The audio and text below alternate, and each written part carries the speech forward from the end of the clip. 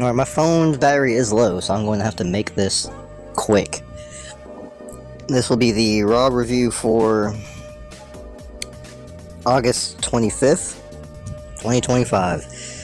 I literally already forgot what happened, so gotta go ahead and go off to WWE.com.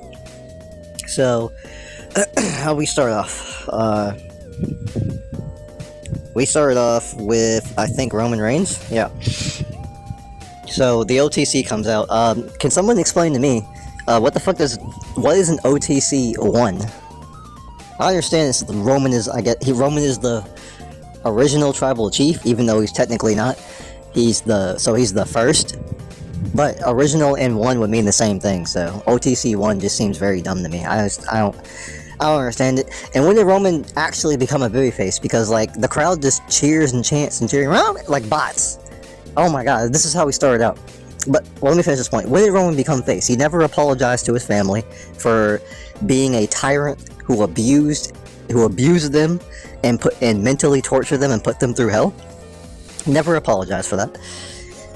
And now he's sucking off Jey Uso. We're supposed to be like, oh, Roman's changed.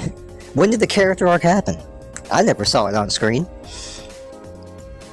But that's WWE in 2025. Triple H doesn't know Triple H has no clue how to book a storyline, dude.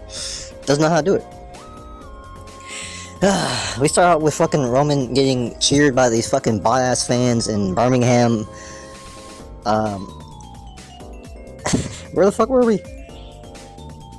Where were we, bro? Where were we tonight? Birmingham, England? Right?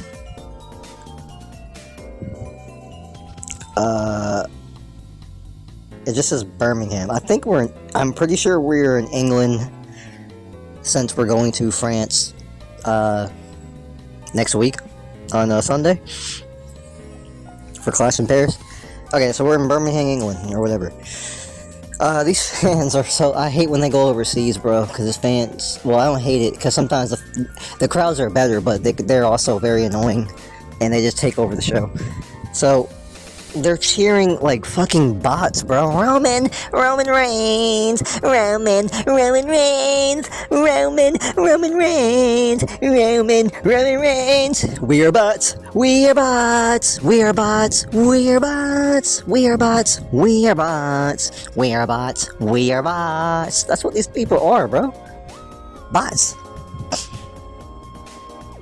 God damn, bro, and it was like that all night, bro. I hate the chant of the name. It's not even creative. Oh man, I hate it. So, dude, I can't stand it, dude. I couldn't stand it all night. Oh my gosh. Look. Anyway, Roman's cutting a promo about how he's, I don't know. He's cutting a promo about like fucking how he has lost everything. He has no Ulafala. He has no bloodline by his side, even though he's Jey Uso. And he hasn't said shit to Jimmy, but okay. He has no wise man. He's all it's just him, Oos. And he's talking about he don't need him. He's gonna beat up Bronson Reed. Bronson Reed comes out with Paul Heyman. Paul Heyman. He starts talking about. Well, first he starts off with my name is Paul Heyman, but the crowd says Paul Heyman before he does, and so Paul gets angry and says, "Yeah, you're supposed to wait till I say it, so I'm gonna do it again. My name is Paul Heyman." As everybody joins in. Whatever. He talks about how he still loves Roman, but this is about disrespect or something like that. And then I think Roman talked shit to him in like the most childish. There's some childish comebacks tonight. I can't even remember them all, but there was some just the dialogue. If you watch Raw, like it's hard to remember what happens, like the specific dialogue, because like if you actually watch Raw, bro, like there's so many just weird lines, like dialogue is just so well, it's delivered stilted a lot of time too, and the lines are themselves are bad, and like especially the schoolyard fifth grade comebacks, bro, are like so cringy, dude. But he basically says, so I remember, he says, "Hey, dumbass, I'm gonna kick his ass," or something like that. I was like, and the crowd goes crazy for it. I was like, these are bots for real, bro. There are some lines tonight that got people popping. That I was like, that popped you? I'm like, what? So Bronson Reed gets on the mic and he says basically, he took Roman's shoes, and he's going to make Roman acknowledge the tribal thief, and Roman's tattoos are like fake while his are real, and the Anoa'i family kicked his family out to Australia because they were scared of them, I guess. And so that's why Bronson Reed is like supposed to be super threatening and dangerous to Roman Reigns, even though we know Bronson's gonna get his ass, he's gonna get clipped. He'll do damage in the match, but Roman is winning. Even though he should probably lose. He's about to go film a movie. So might as well give Bronson the win. Hopefully they give Bronson the win there, but I don't think they will. Because they want people to chant, OTC won, OTC won, OTC! Then Roman gets back on the mic and he says, I forgot you were Samoan. Just don't bring no disrespect my way. And come in here, acknowledge me, and we'll be good. And Bronson says, no, you acknowledge me. And so Roman says, well, you don't have to worry about coming up here, then I'm coming to you. And he runs down there to go fight Bronson. And they have a brawl, and a bunch of security comes out, and notably there's like way less security for these two big behemoths than there was for Tiffany Stratton and Charlotte Flair, which I didn't get. They even have Jason Jordan out there. I guess he's on SmackDown. I don't know. I swear I seen him on Raw, but they didn't have Jason Jordan out there. Friggin' No Abyss. I guess he's producer. Anyway, they brawl. I forgot what happens after the brawl. They're gonna be fighting at Clash in Paris in a match you don't care about. Then we had frickin' Rock the Dragon Ball Lee versus JD McDonough from the Judgment Day. How to Train Your Dragon Lee? All Lee? He looks, I don't know what he did between weeks, but he like looks way bigger than he did last week, bro. I swear. I seen him, I was like, bro, this dude's chest is massive. It was not that big last week. I swear it wasn't. He's massive, bro. I was like, when did Dragon Lee get big?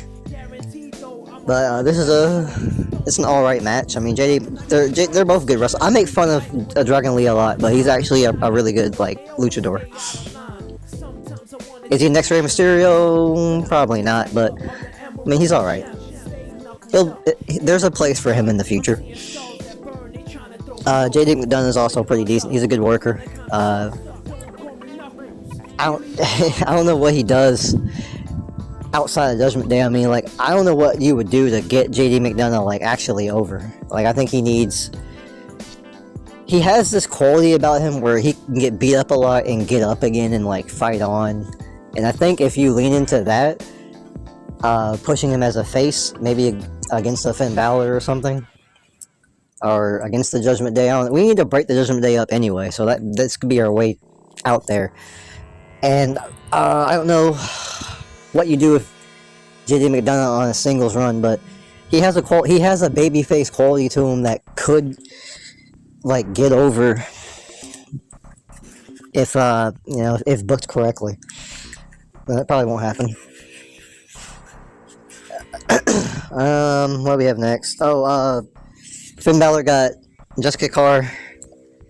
Decent looking ref. Jessica Carr freaking kicks Finn Balor out from ringside early on. So Dominic Mysterio comes out later. And Dominic Mysterio, Intercontinental Champion, comes out later. to interfere. He's unsuccessful because AJ Styles comes out to fight him, and they start brawling outside, and they go up to the back, and Dragon Lee wins. He rocked his dragon hard enough to win. There's a theme tonight of like run-ins happening, and then the person still loses. And I just feel like what's the point of having the run-in if like they're gonna lose all the time? And you're gonna see it throughout this show. There's the heels have a bunch of run-ins, and they still end up losing. And it's like, what's the point of having the run-ins then? He's dumb, man. Where's the plus sign at? There it is. The plus sign.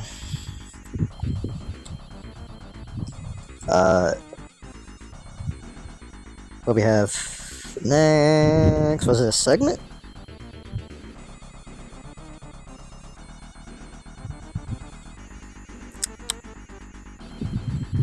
What was the next thing? Was it Kofi Kingston?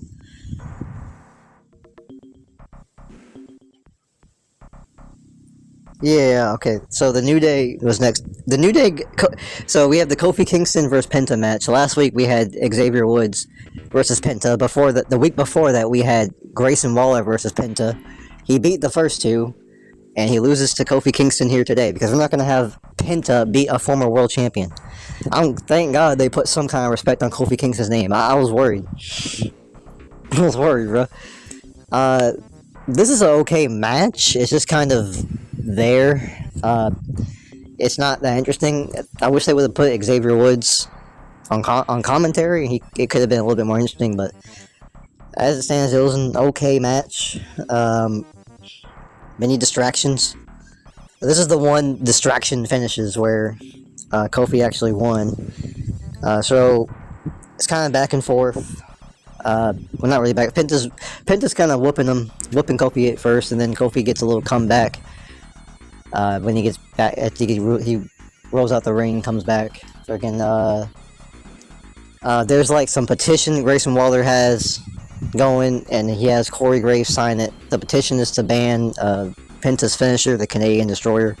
That's the move that he used to beat him and Xavier, so he wants to get it banned so he can't use his finisher. And there's 28 signatures on it. So, then we got what happened in the rest of the match. I don't remember the rest of the match. Kofi wins with a freaking Trouble in Paradise.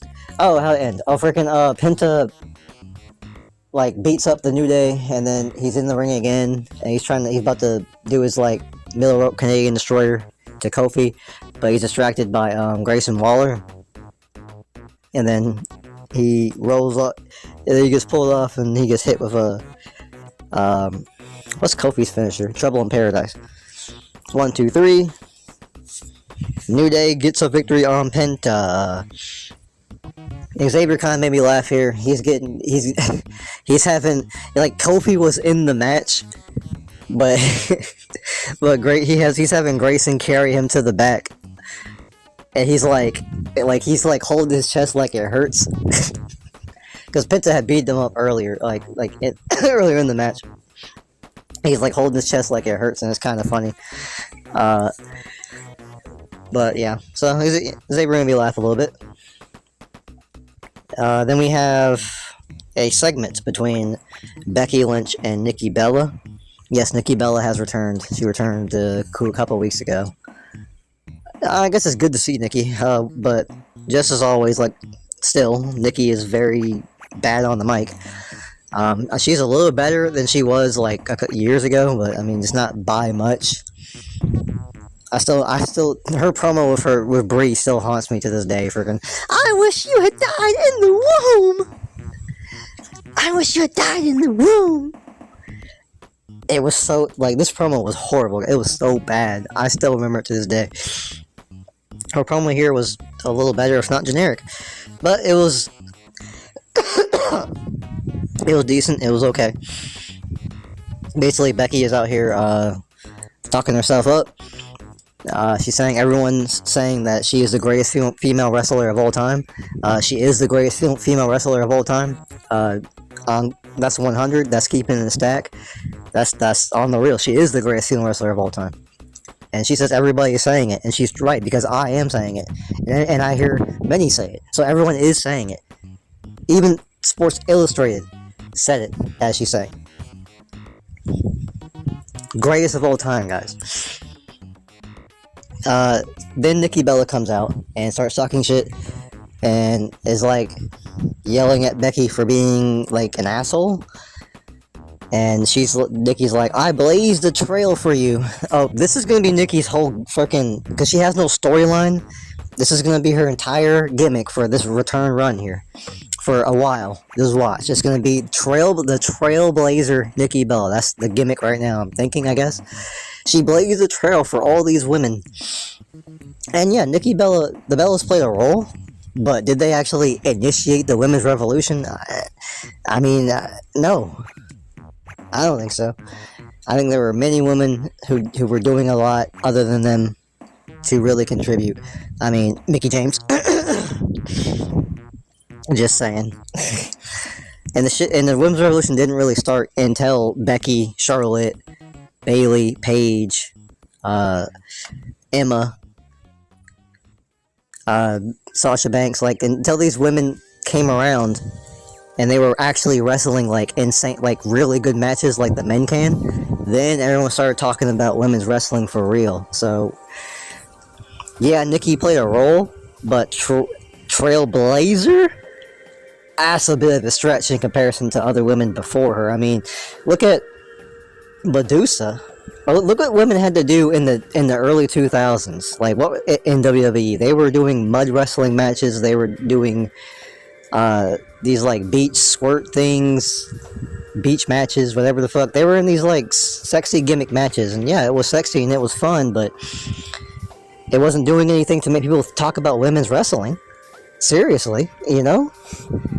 But those women, those are the women that had to walk so these women could run. Lita, Trish. Nikki is saying she's on the level of Lita and Trish? No, you're not. I'm sorry. You're not. You're not. Anyway, large tirade there over. Nikki continues to cut a bad promo. Or something, or Nikki said, I forgot what Nikki said, but like she was basically saying she doesn't like Becky disrespecting the fans, and she says the fans are the ones who like put her where she is, and she should respect them, and she needs to respect her, and she needs to respect the business. And Becky based just says, no, I don't need to respect these people because I don't need them anymore. I didn't want to respect you. I wanted to replace you, and I'd done a great job of that. And I am the greatest of all time. I love this Becky, bro. I love this Becky. I love this like ego-driven Becky, who's like almost delusional, but believes in her own hype so much that like she just has all this bravado. I love this Becky. She's like a mini, she's like a female, like a mini female, like a female mini Trump. But it's in the right setting where she doesn't actually have the power to fuck up your country, and thus it could be funny and quirky and work.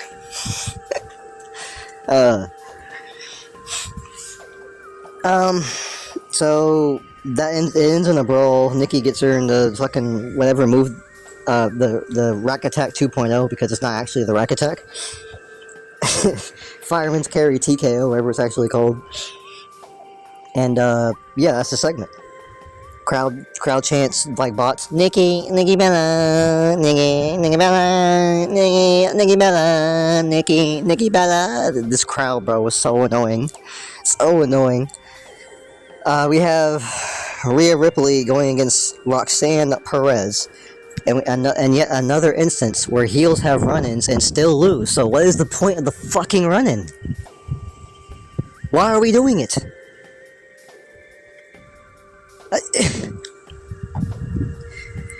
My brain breaks every time I think about this show every week, dude. Every week, illogical booking. Every week, illogical storytelling. Every week, bad writing. Every week, there's bad acting. Every week, there's like 1,000 things wrong. We can't ever get a decent show, man. This match, I don't even remember. I didn't really care about this match. It wasn't that great.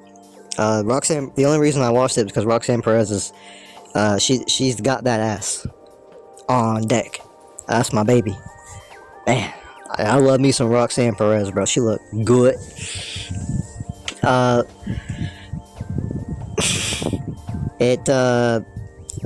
Roxanne has Raquel out there with her, helping her in the match to get offense on Rhea Ripley. The commentators hype it up Rhea and Raquel again, and I'm like, we've seen these two fight like 4 times, and it's like never. It's like they have some good matches, but it's never that great. So like, why that like it's such a hype thing? I can't wait till we get to see them fight again. I can wait. I can wait, dude. I don't need to see it. You've already seen it 6 million times. We need some new blood on Raw, bro. Why is Jordan Grace still in NXT? Why is she down there? Bring her up.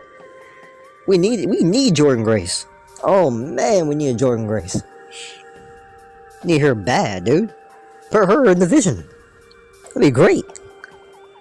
Why is Obafemi still down there? Why is Trick Williams still down there? Why is Tony, like, I guess, why is Tony D'Angelo down there? Why can't we get the mob up here? Raw, SmackDown. Why can't we get that? Why is Lash Legend still down there, man? Why is Jakara Jackson still down there? Jakara Jackson is great on the mic. Like, why are these people still down there in NXT, man? I don't get it. Bring them up. We need new blood. Especially, I love to see a Lash Legend. Man, I love to bring up Lash Legend. I'll have her win the Royal Rumble. Dead ass. Debut Royal Rumble and win it. Or I might do that for Jordan Grace. That'd be tough. That'd be tough for me to choose, so I'd choose to win them. Anyway, Rhea freaking... Despite all the help Raquel gives to Roxanne still loses to a Riptide. And then the freaking... So Rhea Ripley wins the match and then starts getting jumped by Roxanne and Raquel. And then Io comes out. Now, mind you, this storyline... What happened last week? Last week, freaking... Io told Asuka and Kairi not to come out because the week prior to that, they came out and cost her the match against, I think, Roxanne Perez. But she ended up beating Raquel on her own. And then she got jumped, and then Rhea came out and helped Io. And then, in the back, Asuka and Kairi came up and said, "Why are you helping Io?" Rhea's like, "Because you guys went out there." And she's like, Asuka's like, "Well, we were told not." Io told us not to come out there, even though it was after the match and they should have come out there. But you gotta understand, Japanese, there's an honor thing. There's an honor culture in Japanese culture. So like, someone's like, "Don't come out to help me." It is what it is. You don't come out to help them, even after the match. I see a bunch of people that are like, they didn't understand that. The Japanese culture is an honor thing. When someone says, "I'll fight this battle on my own," you respect that. And they fight that battle on their own. You know? It is what it is. So Asuka has some credence based on her culture. I wish Asuka would learn English. My issue with this... So, okay, well, let me finish this here. So, we get to, the back... Because Io helped Rhea. Yeah, Io helped Rhea, and I keep thinking the whole time, like, Asuka and Kairi are gonna come out and beat him up. And we'll get, like, a tag match at Clash in Paris, or whatever, or WrestlePalooza or something. No, that's not what happens. The segment ends with the baby faces standing tall, and nothing happening. And this, like, you see what I'm talking about? I'm like, we could have had something happen there. We don't need to take forever and keep boiling the pot on this Asuka heel turn. We can just do it, because the storyline, no one cares. You're not building anything awesome with the storyline anyway. Like, I don't like how the Asuka heel turn is going anyway. We're turning her heel because she doesn't like Rhea, and Rhea, like, is seemingly gonna fuck Io, because that's how these segments are coming off. When we get to the back, Rhea is. Oh yeah, but earlier Io had told Rhea that she needs to stay away because Asuka and Kairi like don't like her hanging out with her, and so Rhea's like, I understand. And then Io came out to save her. And now we're back in the back, and Rhea's like, so much for staying away, Io, and Io's like, well, I owed you from last week, and like the vibe is like these two are gonna fuck or something, and they're talking, and the Asuka and Kairi see them talking, and so Asuka got mad and walked off in the background. So then when Rhea leaves, they go confront Io, and Asuka's like pissed at Io and is like, don't hang out with her, don't hang out with her. I wish you would fucking learn English, but don't hang out with her, all this. Basically, don't hang out with her. Io's like, I tried to tell you, you don't listen. And Asuka's like, don't fucking hang out, don't hang out with her. And Kairi's trying to calm her down. My issue, so, of course I have an issue with this. How this heel turn's going. Asuka's turning heel, like, for the dumbest reason possible, like, and if we were at the very least, if it's gonna be this lackluster and boring, because it's not gonna get over, because it's gonna be illogical, boring, and stupid, and no one's gonna care about it, and it's sad, because it's fucking Asuka, the actual greatest female wrestler of all time. This is sad, bro. Oh my god, like, if we had to do this shitty ass storyline, and if we were gonna do it this way, at the very least we could have did it when Io had the title, because Io was doing nothing, literally nothing with the title. She wrestled at WrestleMania, she won it at Mania, and then did not defend it until, well, she defended against Liv Morgan once, and then when did she fight Rhea? I don't even remember when that was. Was it SummerSlam? Couldn't have been SummerSlam. Oh my god, it was SummerSlam. Holy shit. Io had the title for so long and literally did nothing with it. I don't remember her reign at all. I think she only defended against Liv Morgan in between that. Maybe a Rhea Ripley, but I can't remember. Yeah, she like only fought Rhea, like, yeah, she won at Mania, then she defended against Liv Morgan, and then she didn't do anything with the title for like until SummerSlam. And she basically gifted Rhea Ripley a title match again for no reason. Even though she's beaten her multiple times, and we've seen this match multiple times.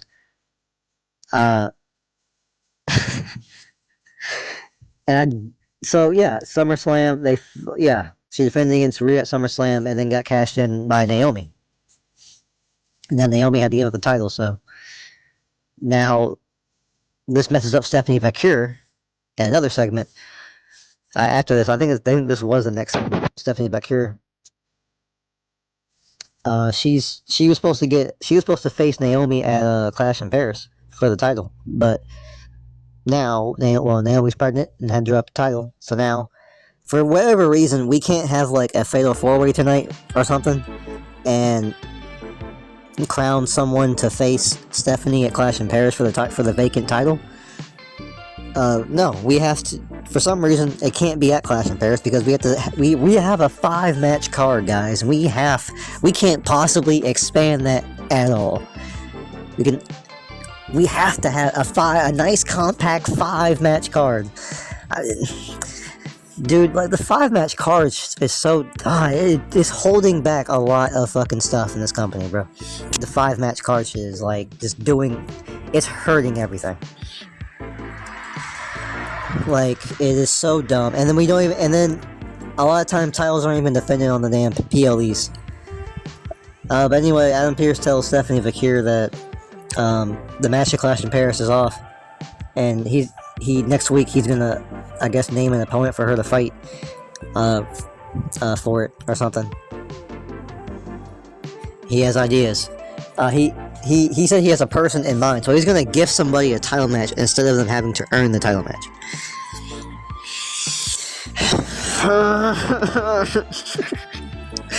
Bro, I don't understand why we have to. Why are we so uncreative? We can't do the bare minimum creative. We could have had a fatal 4-way match tonight. That actually meant something. But no, Braun Breaker needed to fight LA Knight. AJ Styles, the next match. AJ Styles needed to fight Finn Balor, guys. We couldn't cut this and have a fatal 4-way. We couldn't do that. We couldn't cut the EO match and have a fatal 4-way.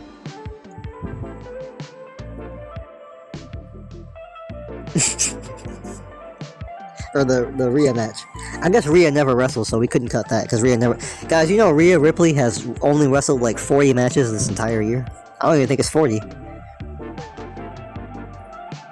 At SummerSlam, she was at 33, and she's wrestled maybe like 2 or 3 times since then. So she's wrestled like 36 matches, in this whole year so far. That is like this woman never ever wrestles, bro. Never wrestles, dude. That is insane to me. We have AJ Styles versus Finn Balor next. I don't care. This match is too late. This match is already, the peak of this match has already been done years ago. At this point, like, no one cares about this match. Finn Balor has been buried into oblivion, and AJ hasn't done anything interesting in years, so this match could never mean anything at this point. But Dominic Mysterio needs Finn to take care of the AJ Styles problem. AJ Styles has been a thorn in his side for far too long now. And he has to fight Vikingo at Triple A for the whatever title. The Coquina title or something he called it. I don't remember this match at all. These guys are really good, so of course it was a decent match. It's just that I've seen them fight like so many times. Like there wasn't anything that interesting. Anyway, AJ Styles wins after was there even a run-in? Oh yeah, Finn had hands on AJ. How's the match in? AJ rolls into a pop-up Styles Clash and gets the clean victory over Finn Balor. And then after that, Dom, the Judgment Day is back there with Adam Pearce, and Dom is like, I need you to do more about the AJ Styles problem. And he's like, I just gave him a match. What more can I do? And he's like, I need something else. I need him, banned from WWE. And Adam Pearce says, no, I got a better idea. Next week on Raw, AJ Intercontinental title, because we already have the women's Intercontinental title at Clash in Paris. So for some reason we can't have this title match at Clash in Paris as well, because we have a compact 5-match card we need to uphold, guys. Then we have the main event, Braun Breaker versus LA Knight. This was actually pretty decent. I like LA Knight. I like Braun Breaker. Starts out, they're about to walk to the ring. They're in the back, like the back rooms. Roman comes out of nowhere. Superman punches Braun Breaker. Superman punches Bronson Reed, and then he gets escorted out the building. And Adam Pearce comes out and yells and says, "You need to get Braun to the match, or to the ring." And then LA Knight comes out of nowhere, starts beating up on Braun Breaker, and gets him to the ring himself. And he beats up on him through 2 commercial breaks. And then we come back from the second one and we're in the ring. And the match has started. And LA Knight still dominating for the early parts. And then Braun counters. It's like a explosive clothesline. And then he kind of slows the match down, starts beating on LA Knight, talking shit. He said something about he said LA Knight is he's half the 100. And I don't know what he was talking about or what he was referring to. I was just confused by that. I was like, what does that mean? He's half of the 100. Like, I don't understand what he means by that. Does that mean like the word, like the phrase, like keep it 100? So like he's like half of it. So he's like a half lie, a half truth. Is that what it is? He's a half truth. I don't know. I don't understand what he meant by that. That was like, but the match is pretty good.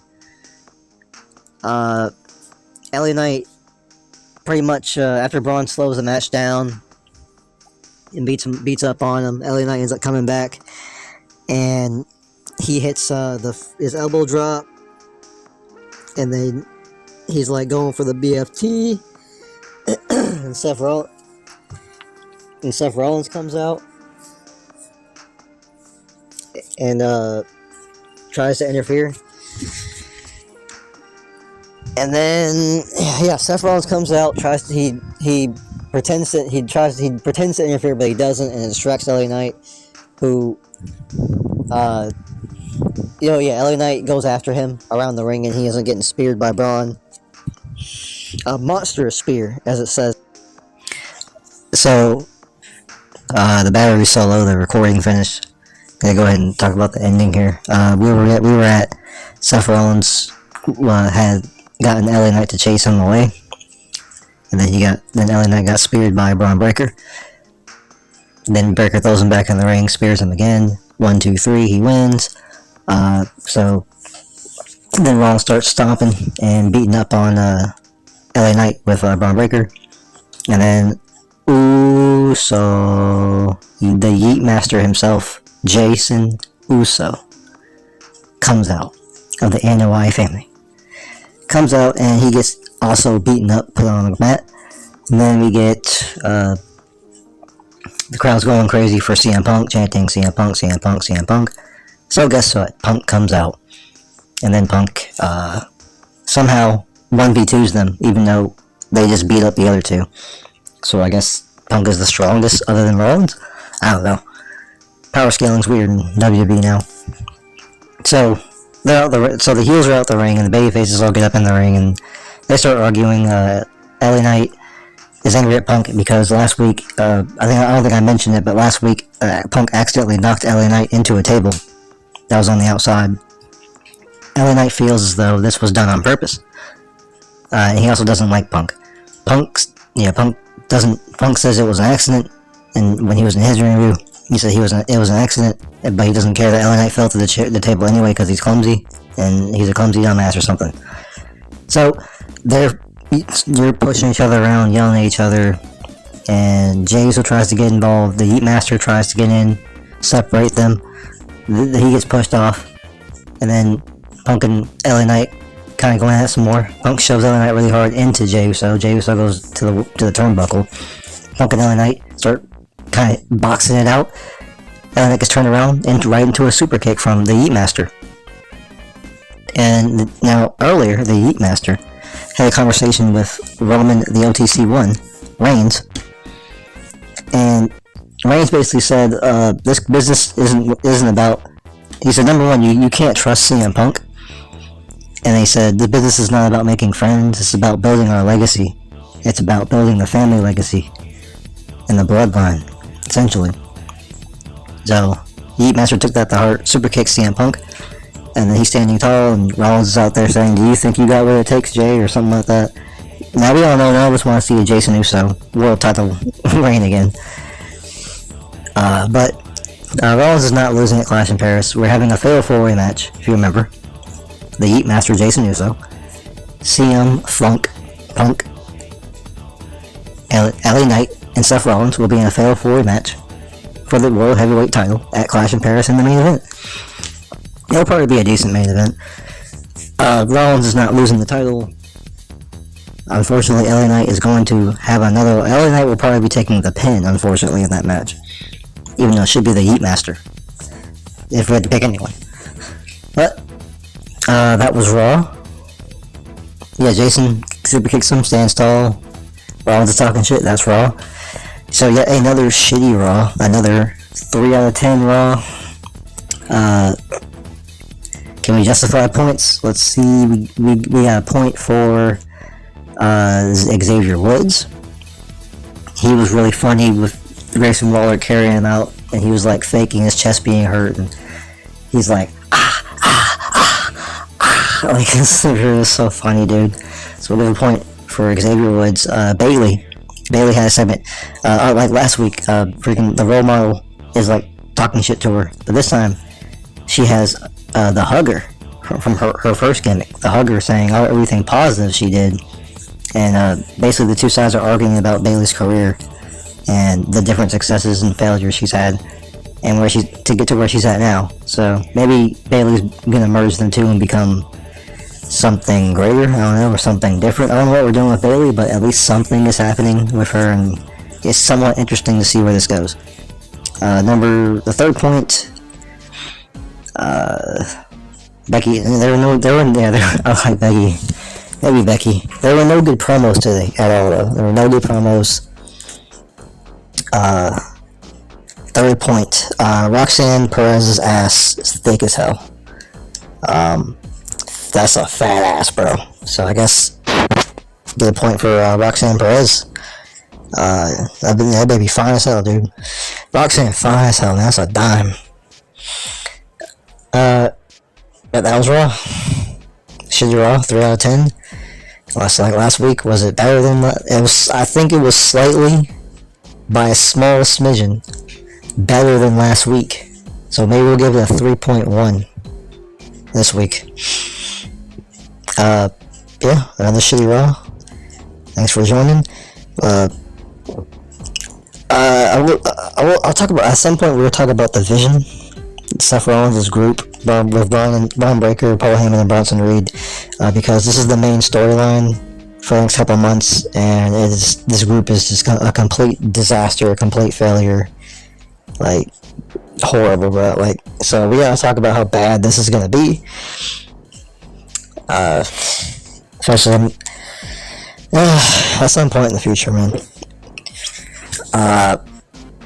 But yeah, thanks for watching. We'll try to get some more stuff out eventually. But yeah, thank you for watching. Thanks for being here. At some point, I'll think of a catchphrase that's cool. For now, this is Fall Damage, signing out. Peace.